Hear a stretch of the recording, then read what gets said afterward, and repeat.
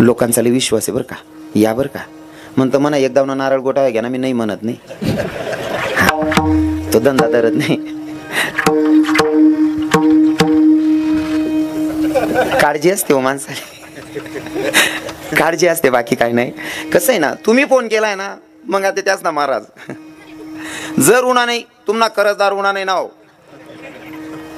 ती जबाबदारी आयोजकांवर असते. आणि थोडी तळमळ होती त्यांना, पण ते मला पुन्हा पुन्हा फोन करायचे, महाराज या या. आणि खरं तर कसं आहे ना, मी नेहमी कीर्तनातून परिचय देताना सांगतो, बाबाजी जर तुम्हाला लग्न संबंध जुळवायचे असतील तर मध्यस्थ कोणीतरी असल्याशिवाय लग्न संबंध जुळत नाही, नाही का. सक्का मामान पोर राहिली तरी सुद्धा कोणीतरी मावस भाऊ, कोणतरी मावसा मामा, कोणतरी चुलत मामा बोलणार आहे तरच सहज बसेन. म्हणजे सक्का मामान पोरने सांगे जरी लगीन जोडणं आहे तरी कोणीतरी मधमा पाहिजे जोडणारा. जसं रुक्मिणी आई साहेबांचं लग्न कृष्ण भगवंतासोबत झालं, पण मध्यस्थी कोणीतरी असेल.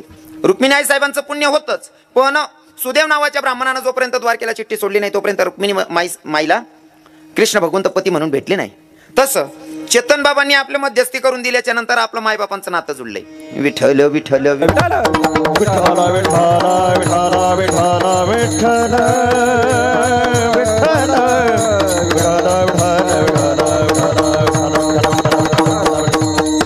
परिसरातून भागाभागातून आलेले सगळे श्रोतेगण माझ्यावर सगळे विशेष प्रेम करणारेच आहेत. सगळ्यांची नावं घेणं काही शक्य होत नाही, कारण एखादा जर नाव सुटी घे त्यांकरता गहू, पण तो बी काय चांगला ना दिकत नाही, तो बी चिकना चिकनाच नाशे. लोक बोलायला आहे काही करतात नाही ना बाबा. हां, नुसतं बोला मग सुद्धा इज्जत उतार टाकतच लोक आपली गैरहाजरीमा. आणि कदाचित त्याच ना चुकीनं बी नाही राहते. जर मी बाकीच ना नाविली नात नाही, बाकीच ना नाही लिहिनात बटा ते खेळावर ना लोक येतच बिचारा आपल्यावर प्रेम करणारच राहतच नाही का. मग त्याच ना विरीतशीर राही ना मग. हो, म्हणून सगळ्यांची नावं घेण्यापेक्षा सगळ्यांनाच तुम्ही आलात भैया, सगळ्यांचे धन्यवाद. माझ्यासोबत आलेले माझे रविदादा आहेत, माझ्यासोबत आलेले आमचे पृथ्वीराज दादा आहेत, आमचे अजून दिनेश दादा साहेब आहेत, सर आहेत, बरीच लोक आलेले आहेत. काय सांगता बाकी नसणार नावे, चेहरा ते ध्यान माही जातच बा ऐकणार असणार, काय वांधा नाही ना. बरं नाही नंतर राखू, गोमाल गोमाल नको. इथं सगळे गावातील भजन बाबा गावातलेच आहेत. चिंचाव वा वा बाबा इथं पेटीला बसलेत. इकडे मृदुंगाला साथ करतात आमच्या महाराजांचा दुसरा तिसरा परिचय माझा सागर महाराज. विनेकरी बाबा आहेत, गायनाचार्य महाराज समाधान बाबा. हां, आमचा तर भरपूर ठिकाणी परिचय झालेला. महाराजजी सोपान महाराज, चेतन महाराज आमचे बाबा नानाश्री. हां, असो भागाभागातून परिसरातून आलेले सगळे श्रोतेगण. साऊंड सिस्टम वाले दादा, साऊंड सिस्टम चांगली, वाजणार म्हणणार महाराज चांगला शेतच, नियोजन करणारा चांगला शेत. आता देखूत बा कीर्तनकार काय बोंब पाळ असते. विठ्ठल विठ्ठल विठ्ठल विठ्ठल विठ्ठल. काय असतं ना, मला पहिला प्रश्न असा असतो की कीर्तनात मी सांगताना सुरुवात कुठून करायची. आता एकच कार्यक्रम या कितला आहे, युट्यूबवाला 4 जण येतच, या 4 जण येतच एकच कार्यक्रम, या 4 जण 4 व्हिडिओ टाकतील. तुमले माहिती आहे रविकिरण महाराज ना कीर्तन कोठे विराय ना असं, पण बाकी ना 150 ना वाचतात काय नाही. 4 कीर्तन मग तेच सांगेल होतं भाऊ महाराजने, पण त्याला काय सांगू, एकच गाव ना 4 व्हिडिओ शकत असा उलगेल वावरले कोणले कोणले सांगायला जातो आपण. विठ्ठल विठ्ठल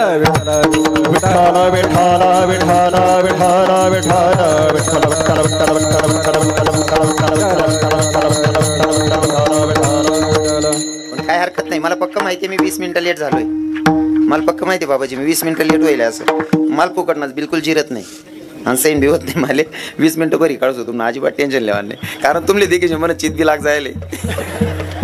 महाराज काय वातावरण आहे, सुरुवातले लोक सहज बोलावर अशी राहणार, म्हणजे वातावरण तयार होई जायला शाते. हां, वापी जायला नुसतं मोठंच दरा नाही ते बराच ठिकाण आहे वातावरण तयार करायला गेला टाइम लागत. बाकी ना असा दत्त हो आप्पा हास रे, हो काका तू उपडी जाशी रे. पण आधी पहिलेच वातावरण तयार आहे म्हणजे जमीन बॉकेड. विठ्ठल विठ्ठल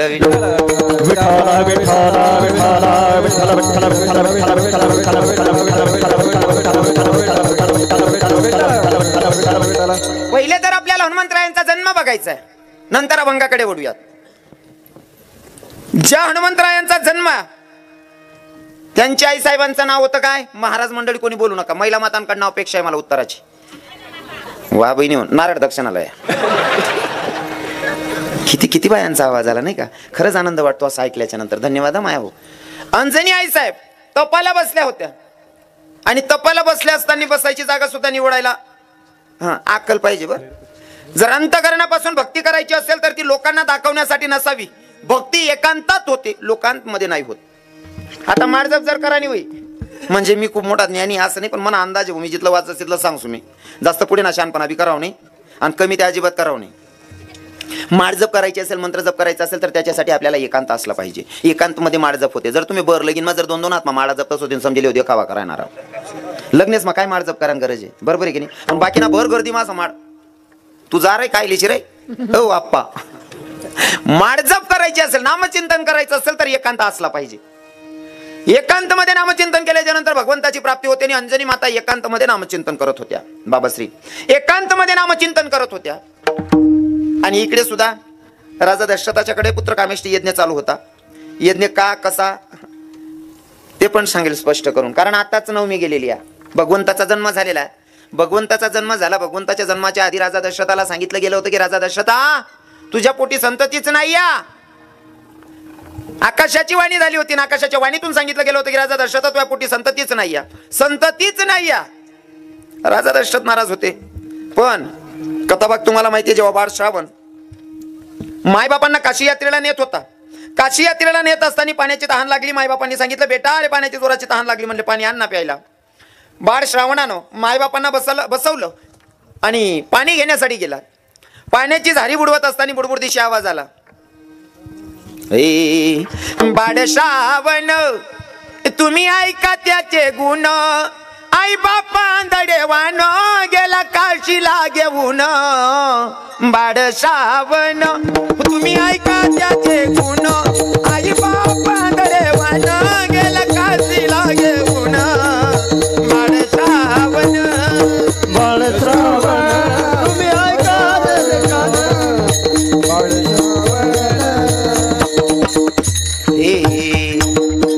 बाळ बाळ श्रावण तुम्ही ऐका त्याचे गुण, आई बाप आंधळे वान गेला काशीला घेऊन. बाळ श्रावण हा काही नाही भिवून नर नर करा ना दखली तुम्ही. फक्त आपला घरमा काय दांगडो ना भाव म्हणले कडू देऊ नका, बाकीनं जाकाल मी बसेले. बाळ श्रावणानं मायबापांची सेवा केली. इथं बसलेल्या सगळ्या मायांना पोरं आहेत. कोणच्या कोणच्या मायला वाटतं माझ्या लेकरानं बाळ श्रावण झालं पाहिजे? कोणची मायला वाटत बरं असं? प्रत्येक मायला वाटते. प्रत्येक मायला वाटतं ना माय हो.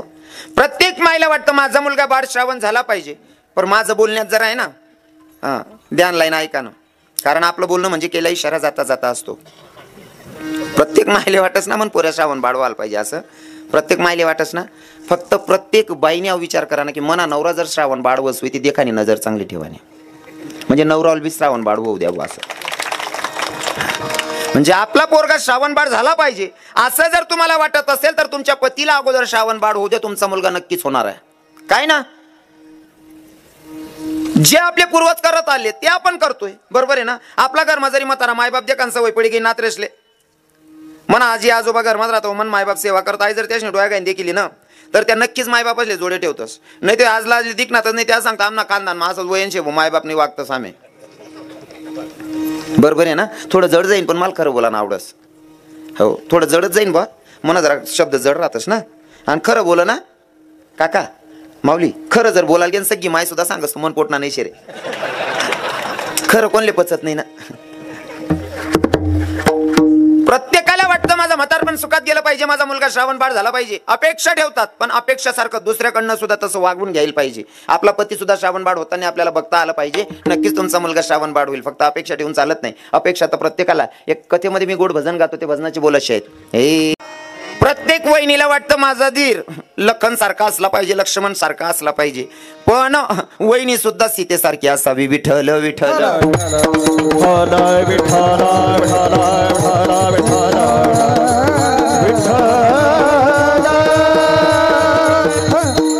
बाळ श्रावण जेव्हा पाण्याची झारी भरडतो आणि त्याचा आवाज आला बुडबुड कशी, आणि राधा दशरथ शिकारीसाठी बसले होते. जसा बाण सोडला बरोबर श्रावणाला लागला. श्रावणाचा टहादिशी आवाज आता राजांच्या कानी पडला. राजा सैरावैरा धावत आले. अरे आपण प्राण्याला नाही, आपण तर पोरालाच बाण मारला. जवळ आले, सगळी हकीकत सांगितली. माझे आंधळे मायबाप बसलेत. आंधळे मायबाप पाण्या वाचून बसलेत. म्हणले तुम्ही तेवढं काम करा, मी तर आता मरणार आहे पक्का. मग तेवढं पाणी पाजा माझ्या मायबापांना. पण माझे मायबाप जोपर्यंत पाणी पित नाही तोपर्यंत तुम्ही बोलायचं नाही. कारण तुम्ही जर आवाज देऊन दिला तर ते आवाज जर का ऐकला तर पाणी पिणार नाही. जोपर्यंत माझे मायबाप पाणी पितात तोपर्यंत तुम्हाला बोलायचं नाही आहे. राजा दशरथानं जारी घेतली, जारी घेऊन जातोय मायबापांकडे. आंधळ्या मायबापांचा सहारा फक्त पायांचा आवाज आला आणि आवाज आल्याच्या नंतर विचारलं, म्हणले, बाळ एवढा वेळ लावला श्री श्रावणा? राजा दशरथाला माहिती होतं की बाळ श्रावण आता मेला, मी जर सांगितलं तर हे पाणी पिणार नाही. गपगुमान चालत गेले आणि श्रावणबाळच्या मायबापांकडे पाण्याचे ते झारी दिली. झारी दिल्याच्या नंतर श्रावणबाळचे बाप बोलले, वडील बोलले, बेटा जोपर्यंत तू बोलत नाही तोवर आम्ही पाणी पिणार नाही, बोल म्हणले. राजा दशरथाच्या लक्षात आला आपण बोलणार नाही तोपर्यंत हे आता पाणी घेणार नाही. मग सांगितलं, म्हणले, बाबा तुमचा मुलगा पाणी घ्यायला आलेला ना, त्यानं जेव्हा झारी बुडवली तो बुडबुड दिशी आवाज माझ्या कानी पडला. मला असं वाटलं कोणी प्राण्याचा पक्षाचा आवाज येतोय. आम्ही बाण सोडला आणि तुमच्या पोराला लागलेला, तुमचा बाळ माझ्या हातून गेला. आंधळ्या मायबापांनी सांगितलं, राजा दशरथा आमच्या आंधळ्या मायबापांची काठी हिरावलीस ना, आमच्या आंधळ्या मायबापांची काठी हिरावलीस, तुला आमचा आंधळ्यांचा श्राप. जसा आज आम्ही पुत्र वियोगाने तरफडून मरतोय ना, तसं तू सुद्धा पुत्र वियोगाने तरफडून मरशील, हा आमचा आंधळ्यांचा तुला शाप आहे. राजा दशरथाला वाईट वाटत होतं, कोणीतरी आंधळ्यांची काठी आपण हिरावतोय, पण एक आत्मिक समाधान होतं. आकाशाची वाणी झालेली की राजा दशरथा तुझ्या पोटी संततीच नाही, पण जर का या आंधळ्या मायबापांचा शाप जर खरा ठरला, भले पुत्र वियोगाने तरफडून मरायचं का असे ना, पण पुत्र होईल तर खरी ना. या आशेवर वाट बघत होते. आणि नेमकंच पुत्र कामेष्टी यज्ञ ठेवला. यज्ञामध्ये प्रसाद दिला गेला तिघराणींना. त्यांच्या घरामध्ये पोरं झाली किती?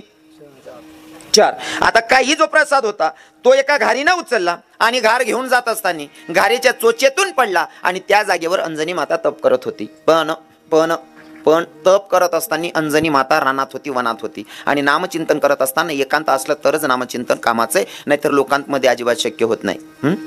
अंजनी माता नामचिंतन करत होती. हात वरून प्रसाद पडला हातामध्ये, प्रसाद पडला अंजनी मातेच्या. अंजनी मातेनं बघितलं, बैग प्रसाद आहे. डोळे उघडले, बघितलं. आता तो प्रसाद भक्षण करायचा. प्रसाद जेव्हा भक्षण करायचा, डोळ्याच्या समोर झाडावर वानर खेळत होतं. वानर कोण खेळत होतं? कोण? वानरवर. हा, बाकीना वांदर म्हणत. त्या वांदरे माणसेच मरात, बाकीना एक जागावर बसतात नाही, कथा बी कुदतच नाही.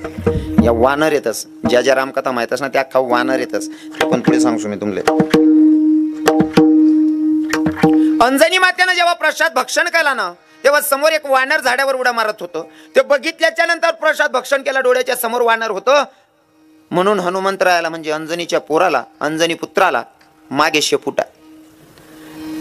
शेपूटचे कारण भरपूर आहेत. अर्थात जर का भगवंताला यायचं होतं रामांसोबत, प्रभू रामचंद्रांसोबत, विष्णू भगवंताच्या सोबत, पण तेव्हा महादेवाला पण यावं वाटत होतं. मग विष्णू सोबत लक्ष्मी राहते. मग आते हनुमंतराय म्हणे मी काय करू? पार्वती माता म्हणे मी महादेव म्हणे मी बी जाई राहिनो, मी बी येसू म्हणे. येऊ नको, तू जर उन्ही त्या अडथळा येईन, मला सेवा कर निशे, मी तुमले सोडणार नाही. हां, कारण हाय मायना तत्व असं शे, एकदा जर ताबा बसली ना सोडत नाही. हां, कारण त्यांना लढाया करी कुरीने बी लढाया करतेस, पण वट सावित्री पौर्णिमा सोडतीत नाही, हरतालिका सोडतीत नाही. एक बाईल म्हणतं का ताई रोज ना दांगडो राहतो ना घरमा, काय साथ झालं मागस म्हणतं. हा म्हणे महाराज या जन्मामा ठोकी टाकी नीट कराय ना, पुन्हा जन्मा दुसरी ताबा मा कसं काय देऊ म्हणे. म्हणतं तू न बी कर बहीण.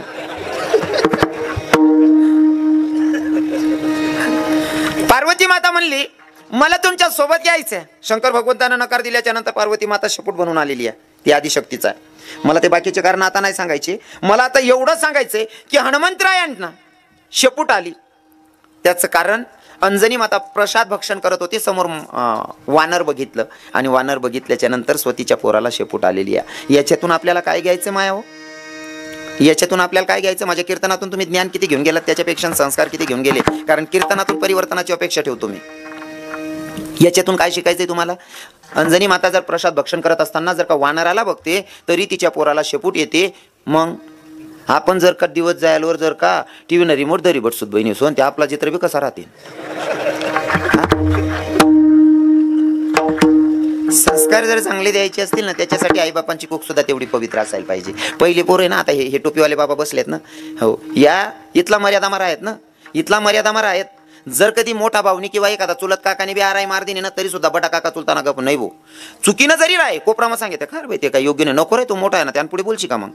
एवढी मर्यादा होती पहिले. हो, मोठा सांग राहिला ना मानणं पडीन, म्हणजे या संस्कार होतात, कारण चालत राहतात त्या. आते कसं काय वातावरण आहे. आता ते गणच भाऊ म्हण बरोबर ना, माल भेटस महाराज आमना म्हाताराला काय नाही अक्कलच नाही शे. खरं आहे भाऊ, तुन म्हाताराला जर अक्कल राहते तुला काय जन्माला घालता तो, अक्कलच नाही तुन बापले. खरंच म्हणजे किती किती फरक पडला तुम्हाला सांगतो. जर पोरं संस्कारी निघाय पाहिजे असं वाटत असेल ना, त्याच्यासाठी आपण दिवस गेल्याच्या नंतर नियमाचं पालन केलं पाहिजे, तर चांगले लेकरं जन्माला येतात. मी तरुण भावांसाठी नेहमी सांगतो, ते तरुण भाऊ लिहितात ना गाडीवर, राजे राजे पुन्हा जन्माला या, राजे तुमची धर्माला गरज आहे. खरंच गरज आहे, राजे जन्माला या असं तरुण भाऊ म्हणतात, प्रत्येक तरुण म्हणतो. पण मी येडा वाग्यानं म्हणणार असे राजे जन्माला येऊ नका. तुम्ही म्हणसान का राजे जन्माला येऊ नका का? राजे जेव्हा तुम्ही जन्माला आलात ना, राजे जेव्हा जन्माला आलात ना, तेव्हा एक जिजाऊ मासाहेब होती जी तुम्हाला पदर आड घालून दूध पाजत होती. राजे जेव्हा तुम्ही जन्माला आलात तेव्हा एक जिजाऊ मासाहेब होती जी तुम्हाला पदर आड घालून दूध पाजत होती. आता सध्याच्या जिजाऊंकडे पदरच शिल्लक नाही. राजे जन्माला येऊ नका. थोडं वाईट वाटेल काही काही ताईंना माझं बोलणं, पण आहे ना ताई, तुम्ही काय माझे दुश्मन नाही. तुम्ही म्हणा काय दुश्मन आहेत का? चला माल बिगरी चरण वावरी की टाका म्हणेन, मला दुःख लाग राय ना तुम्हाला, असं काही का? पर सत्यता मांडायला मला आवडते. आणि एकच व्यासपीठ असं आहे, हे एक व्यासपीठ असं आहे ना बाबा, कीर्तनकार बोलतो आणि समाज ऐकतो आणि ऍक्सेप्ट पण करतात. म्हणून काही गोष्टी सांगाव्या वाटतात मला. काही नाही, दुसरं सांगून पण मला तेवढी दक्षिणा भेटणार आहे. पण माझ्या धर्माचं हित कुठं दडलेलं आहे, माझ्या धर्माचे नियम काय आहेत, आपली संस्कृती काय आहे, हे जर सांगितलं तर मला थोडं समाधान वाटेल. हा, कारण बऱ्याच रूढी परंपरा आपण विसरत चाललोय. पहिल्या बाया मला प्रत्येक कीर्तन मा यंदा मी बोलीच राहीन, आणि मी दरवर्षी 1 पॉईंट उचलस आणि फरक पाडीस निद्रास. आणि हा परिसर म्हणजे मला माहेर निघतोय जाईल, म्हणजे मी उभाटी नाकलत बाबा. आता बाकी ठिकाणी असं उसळ कसळ करीन निघ जाऊ, आपले काय करणं आहे, कोण डोकं उठाडपणा करीन त्यांनापेक्षा. पण आठे आपलं पक्क माहिती, मी आठे ना खडक वर का फेके ना उगी जाच भाऊ. म्हणून हक्काने बोलतो, कारण आमच्या संतांची शिकवण आहे, बुडत हे जण न देखवे डोळा येतो कडवडा. म्हणून या तुम्ही माझ्या धर्माचे आहात, माझ्या माया आहात, माझ्या बहिणी आहात, म्हणून मी तुम्हाला हक्काने बोलू. माय हो, पहिले नियम असे होते ना, बसलेल्या तुमच्या आजूबाजूला 40च्या पुढच्या काकू आहेत, मावश्या आहेत, 50च्या पुढच्या माया आहेत, त्यांना विचारा. पहिले नियम असे होते, महाराजजी बोलू नका. ते कसं होई जाई माहिती का? तुम्ही जर बोलणार मी तुमच्याकडे ध्यान नाही दिलं नाही, मला सांगते नाही तू नाचले आवरले आमले काय शानपणा शिकाळाय ना, तू नाचले सुधारणा जाणू असं होई जाई. त्यामुळे तुम्ही नका बोला बाबा. कोणले सांगाल जाऊ मी, गणच खड्डा आहे, कोटे घुस जायला मन कीर्तन मा.